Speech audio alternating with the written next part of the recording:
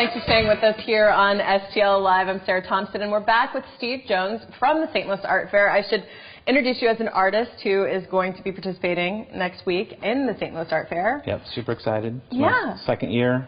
Last year was my first year at the St. Louis Art Fair, and I got an award, so I get to come back this year. Oh, congratulations. Excited, yes. What award did you get last year? It was the Dr. Stacy Toll Jurors Award. Okay. Yes.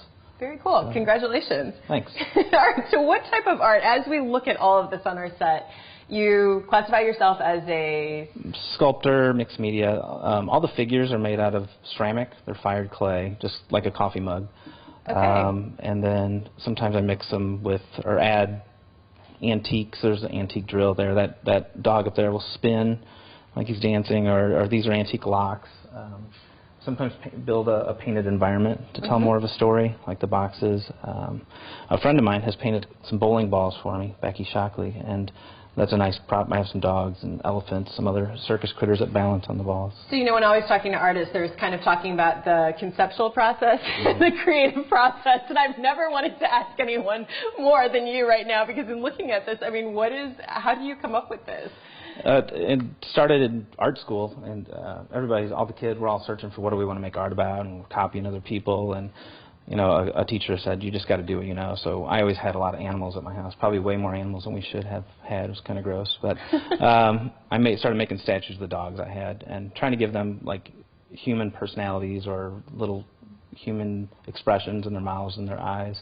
And it started with that, and then just through looking for other reasons to use color, or you know, reasons to display them. So at times I go past the dogs into other animals and sometimes people.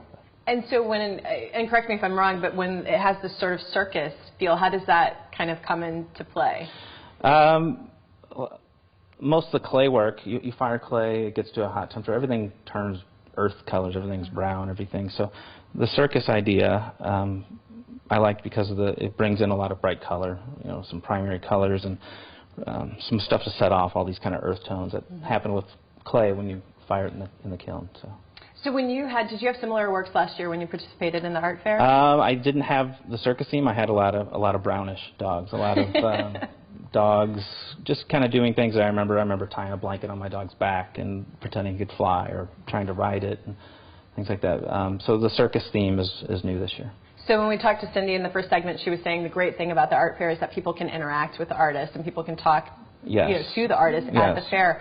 So what was some of the response last year when you participated? It was good. The booth was always crowded. It's almost too crowded, it seemed. Sometimes it was hard to get in there, but it was great. I had a good response and sold some pieces. And I like the art fair setting, I think, better than a gallery setting. Gallery, I think people are uncomfortable sometimes. Don't know what to say, how to react. And when you're out on the streets, I think people are a lot more relaxed, and they can interact with the artists. Yeah, that's a good point, because when you're in a gallery, it sort of seems that you're expected to know what it is that you're looking at, versus when you're at a fair, you have that ability to interact with the artist. What were some of the things that people said to you?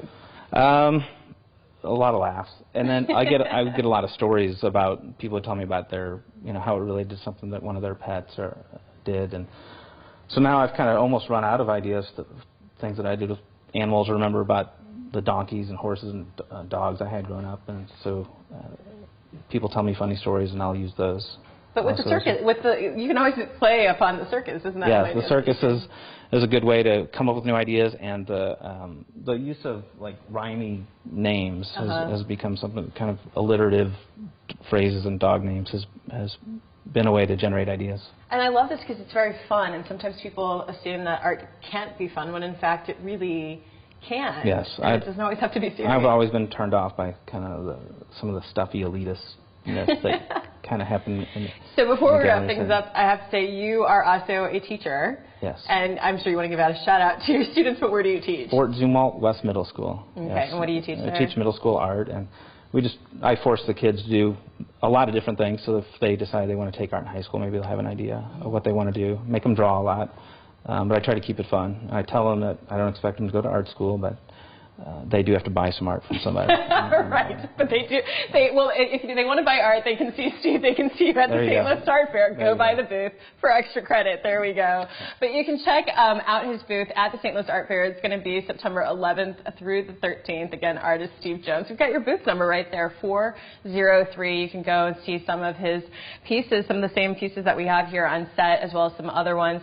For more information on Steve, you can go to theculturalfestivals.com, the website for the art fair, where they have all the details about the St. Louis Art Fair as well as the artists participating in it. Well, thank you so much for being here. This is very fun. Thanks for having me. And good luck next weekend. Thanks. All right. Well, when we return on STL Live, we'll chat with Chris Pavala from U City Needs Me. We'll be right back after this break.